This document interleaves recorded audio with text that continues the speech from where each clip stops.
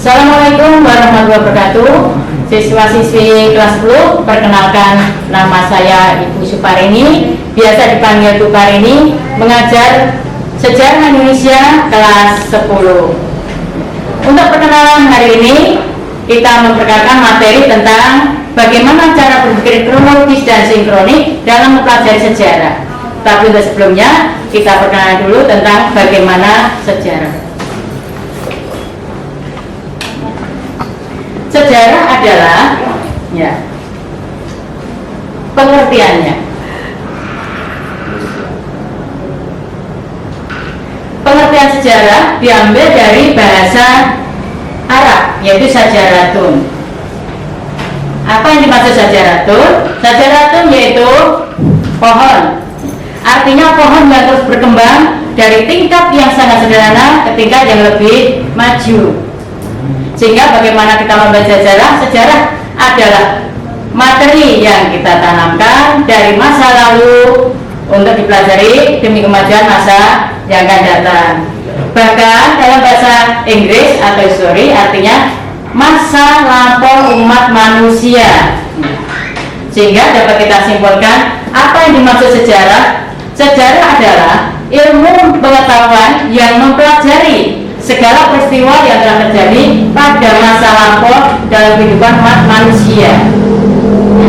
Kemudian, kapan bangsa bisa mengenal masa sejarah? Bangsa Indonesia mengenal masa sejarah sejak ditemukannya tulisan. Tulisan ditemukan di Indonesia pada abad ke-5 pada tahun 500 Masehi atau dengan ditemukannya prasasti Yuba di Kerajaan Kutai, tepi Sungai Mahakam, Kalimantan Timur. Sehingga setiap bangsa memasuki zaman sejarah berbeda-beda. Untuk Indonesia pada abad ke-5, apa buktinya? Yaitu prasasti Yuba di Kerajaan Kutai, tepi Sungai Mahakam, Kalimantan Timur. Kemudian kita lanjutkan tentang ciri-ciri utama sejarah. Ciri-ciri utama sejarah yang pertama abadi. Sejarah abadi adalah peristiwa sejarah dikatakan sebagai peristiwa yang abadi karena peristiwa tersebut berubah-ubah dan tetapi tetap dikenang sepanjang masa. Artinya tidak mungkin ada sejarah yang membolak-balik sehingga tetap. Yang kedua, sejarah sebagai peristiwa yang unik. Apa yang dimaksud sejarah peristiwa yang unik? Peristiwa sejarah dikatakan unik karena peristiwa sejarah hanya satu kali terjadi dan tidak pernah terulang kembali untuk kedua kalinya.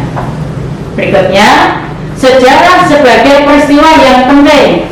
Apa yang dimaksud sejarah sebagai peristiwa yang penting? Peristiwa sejarah merupakan peristiwa yang penting dan dapat dijadikan momentum karena mempunyai arti dalam menentukan kehidupan banyak orang. Ini ciri-ciri utama sejarah. Berikutnya, unsur-unsur dalam sejarah. Unsur-unsur dalam sejarah pertama tentang konsep ruang. Ruang merupakan tempat terjadinya berbagai peristiwa. Peristiwa sejarah dan perjalanan waktu. Berikutnya, konsep waktu.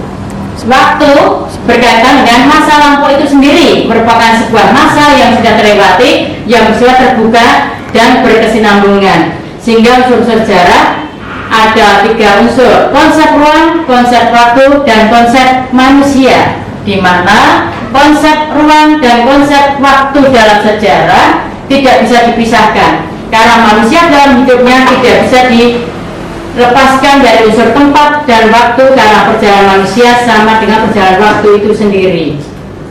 Berikutnya, sejarah sebagai ilmu. Mengapa sejarah bisa dimasukkan dalam ilmu? Karena mempunyai beberapa syarat. Yang pertama, metodenya efisien.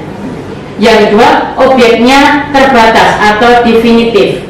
Yang ketiga, formulasi dari kebenaran. Berarti sejarah itu harus mendekati peristiwa yang terjadi dan dilakukan analisa secara ilmiah. Yang terakhir, penyusunnya sangat sistematis karena melalui metode ilmiah. Berikutnya, tentang mempelajari sejarah diakronis, sinkronis, dan kronologi. Yang pertama, diakronis, memanjang dalam waktu tetapi terbatas dalam ruang. Artinya waktunya bisa luas tetapi kejadiannya di satu tempat atau di satu wilayah. Yang kedua, sinkronis. Sinkronis di sini meluas ruang, artinya bisa berbagai tempat tetapi kondisinya waktu terbatas atau terjadi dalam satu waktu. Yang ketiga, kronologi. Kronologi di sini catatan kejadian yang diurutkan sesuai dengan waktu terjadinya peristiwa tersebut, sehingga tidak bisa melompat-lompat, sehingga secara urut. Berikutnya, bagaimana pengertian periodisasi dan penilaian kronologi? Periodisasi, pembagian waktu atau peristiwa dalam sejarah, tujuannya untuk mempermudah pemahaman dan pembaruan sejarah kehidupan manusia.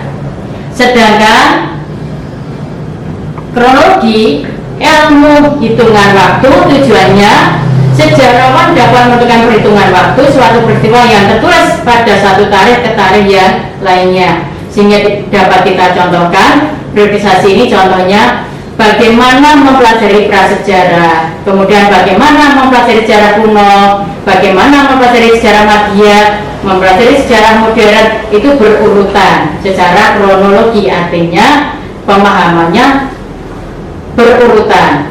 Sedangkan kronologi ini sesuai dengan periode waktunya.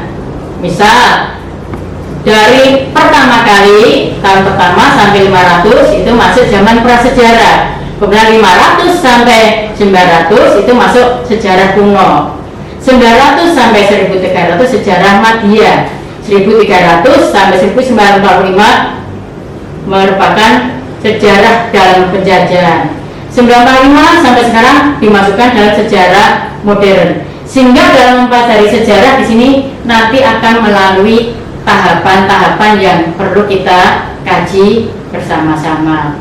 Untuk kelas 10 pengertian sejarah di sini nanti kita mulai dari sejarah pertama kali manusia mengenal sejarah,